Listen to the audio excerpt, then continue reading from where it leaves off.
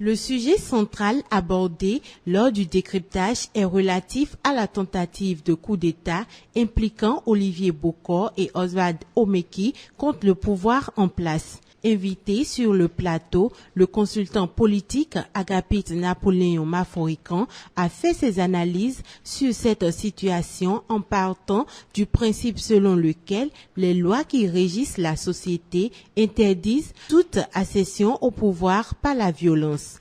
Il explique que dans ce cas d'espèce, la loi s'applique à tous. Nul ne peut utiliser la force pour accéder au pouvoir. Le peuple souverain exerce sa souveraineté, soit par référendum, soit à travers ses représentants élus. Donc, l'élection est la voie par laquelle on accède au pouvoir. Quand on l'a dit, toute personne, toute institution qui fait l'apologie ou qui prône ou qui actionne ou qui cautionne l'accession au pouvoir par toute autre voie que la voie des élections doit être dénoncée, condamnée selon les lois de la République. Ça, c'est le principe. Là, nous ne sommes plus dans la morale, on est dans les règles. Et la République a prévu ce qui doit pouvoir se faire dans les cadres du genre.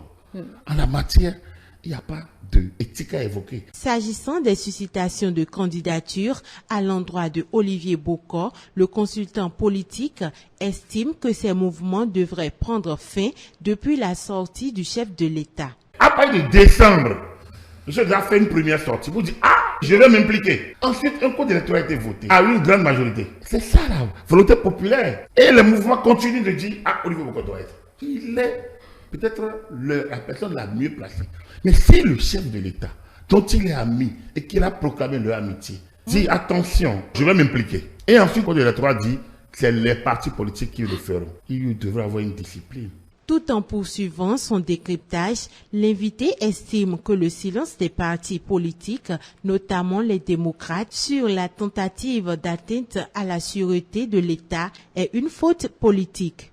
Leur silence est un manquement à la République. Ils ne peuvent pas. Ils se doivent. C'est des formations. Mais c'est eux qui sont au cœur du jeu politique. Les partis politiques sont une institution de l'État. Et aujourd'hui, les démocrates perçoivent des fonds publics. Ils fonctionnent avec les fonds publics. C'est la République. Ils sont au Parlement. Ils votent des lois. Ils font minorité de blocage. Ils ne peuvent pas ne pas. C'est un manquement à la République. C'est une faute politique. Il faut laisser la justice faire son travail, a-t-il conclu.